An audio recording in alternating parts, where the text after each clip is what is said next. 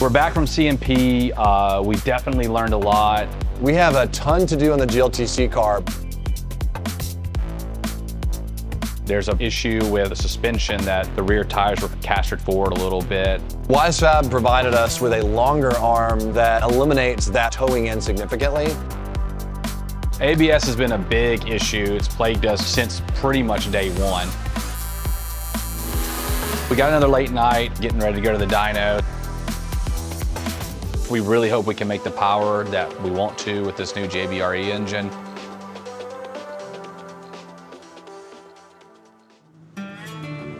So we're back at the dyno. Jim at Motivations allowed us to come to the dyno again last minute because we never know when parts are coming in and whatnot. Welcome to Chase Bays, where beauty is not in the eye of the beholder, it's everywhere. So Freddie at Spec Tune, we've known him for a long time. He tunes a lot of the Drift HQ cars, Real Street Performance, a lot of that kind of stuff. So he knows tuning. And so we've been using him for the past couple years to tune all of our turbo cars, all of our drift cars. So it was kind of a no-brainer that he could tune our GLTC car.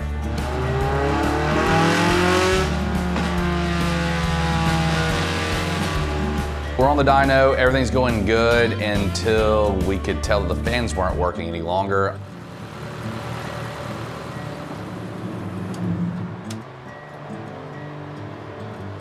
Once we were on the dyno, our 11-inch Ultra fan was too powerful for the stock wiring on the 86 BRZ chassis. So later we'll change it to our fan relay harness, which is properly set up to stage that fan up slowly. But for now, we're gonna have to hook it up to the PDM. I think our oil fan accessory, we're gonna have to hook it up to that just to have a fan for the dyno.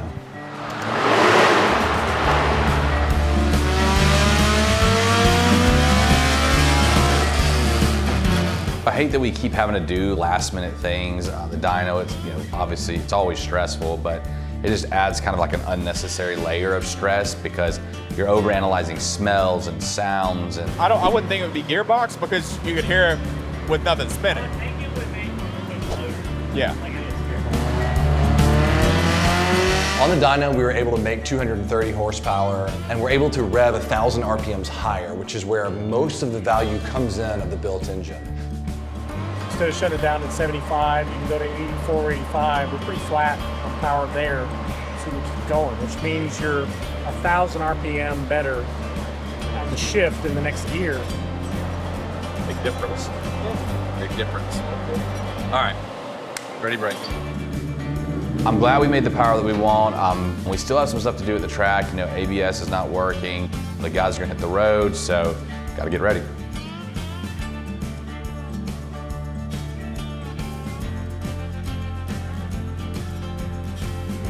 We've landed, we're heading to the track, super stoked, but of course we had to make a pit stop and pick up some tires for the drift car for Chase.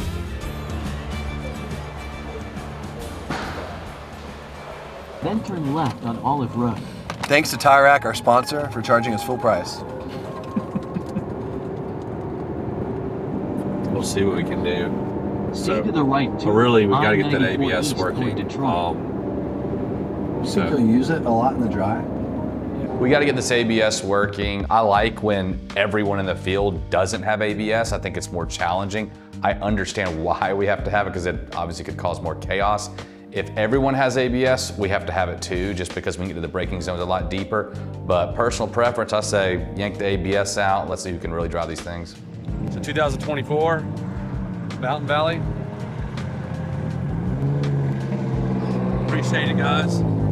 Hold on, let's do it again. Okay. Oh, hey! So good to see you, dude. I'm being supportive of you. Andy with ASM, I met probably, I don't know, like 5 or 6 years ago from a friend, Zach LeBoy. We met at Barber, and obviously I've been following ASM for a little while since then. The dude is an absolute wheel man. He knows his stuff, and he knows these cars so well that there was not even a thought in my mind who's gonna help us fix this thing besides Andy. Actually, no, it was a circuit code, so it's like thinking there's an open or short. Yeah, that's what I was saying. With the dual piston brake booster delete, that makes it to where you need ABS less because it's so easy to find that point where it locks up. And we went back and forth a lot on if we needed ABS, and we had decided against it, and we felt like it would prove the dual piston even more. The problem is just that everybody else has it. All the top of pack besides Eric have ABS.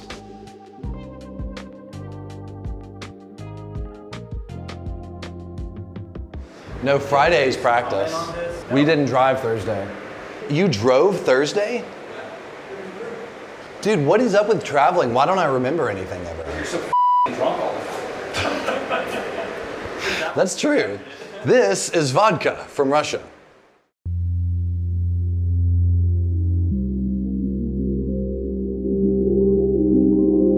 With more power now, with a much different alignment, we're almost starting all over again with the car that we haven't driven, we haven't tested. So practice is probably more critical than it's ever been for us at this point.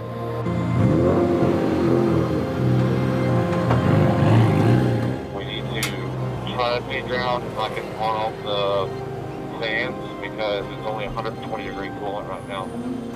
Our coolant temps are super low. The fans are wired direct right now until we get all that stuff squared away. I just want to drive the car and just start sorting this thing out.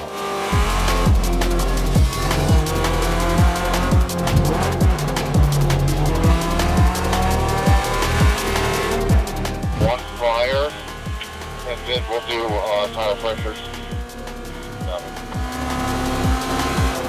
We're making a handful of laps here. It's my first laps ever at Gingerman. I keep getting a whiff of gear oil and I'm radioing in. I smell gear oil a little bit. I'm gonna try to turn the pump on.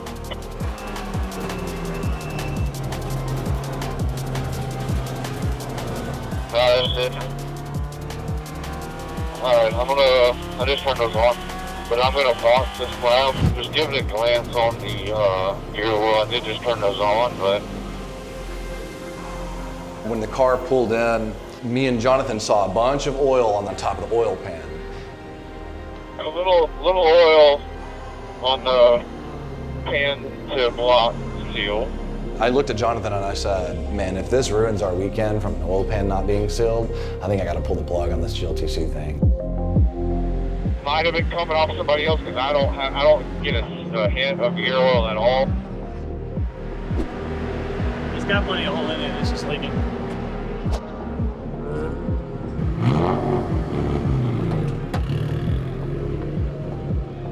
Once we came in, popped the hood, kind of gave it a glance over, we found some engine oil, but that's not the smell I'm smelling, so this makes like a whole lot of no sense. We only did 2 laps, and we got a small oil leak now too, so kind of compounding here on, you know, that's all I can say. Oh, sweet helicopter. So on further inspection, we actually don't have an oil leak. We just spilled some oil earlier, and that's what it was. So that's definitely no problem. But like I said, I definitely smelled some gear oil.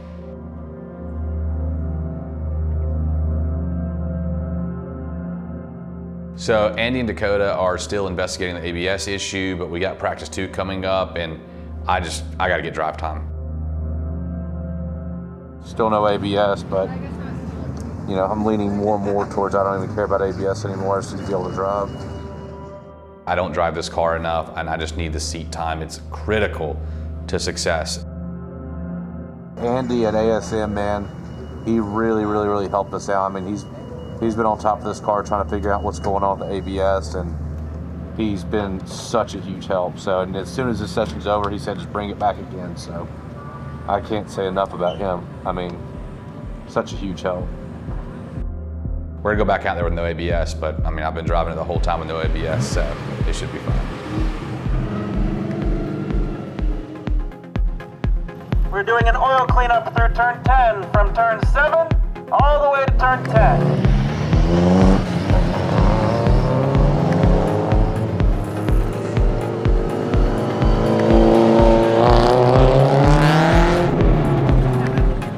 I had one too many shots, boys. Just kidding. I'm sober. Yeah.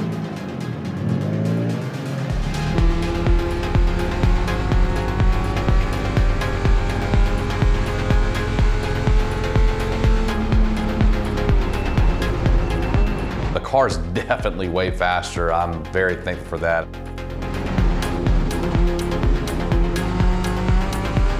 Trying to figure the braking zones out. They're kind of not straightforward. They look super flat, but there's actually like some undulation in them. I think I saw somebody describe it as textured. So figuring that out is one thing, but we still don't have ABS, so I didn't really want to dive in too hard.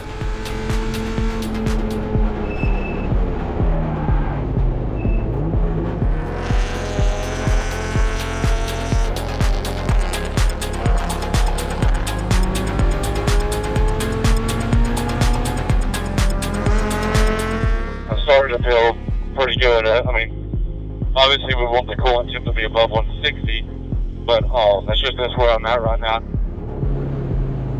Get in here and let's get you some rest. It's all right. It's a little tricky. What? A little tricky, but not bad. I still smell gear oil. I hear a noise as well. Just that throw-off bearing does not sound good.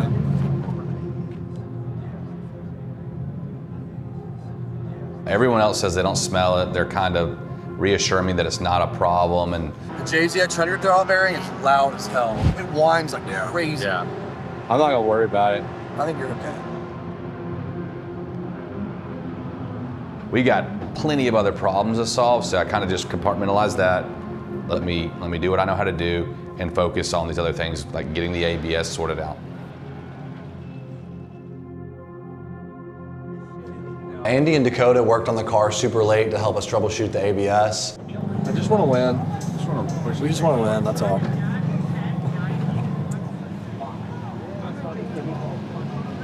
They just had a great attitude about it, and we're happy to help, and that's rare, you know, because technically they're competitors within the series. And so, you know, we've been involved in other racing series that wouldn't act that way, and I just think it says a lot about a lot of the GLTC competitors as a whole, but specifically ASM. They're just awesome, you know, they're down to help, and that's cool. I can't thank Andy and Dakota and everyone at ASM enough. They stayed up late. They were ready to rock and roll and work. We were all pretty tired, but hopefully we'll have ABS by tomorrow and everything. We just go to race the car, get a good practice in, get a good qualifying in, and go have a good race. I hear kind of like, and maybe I'm just being paranoid, but I hear like a newish noise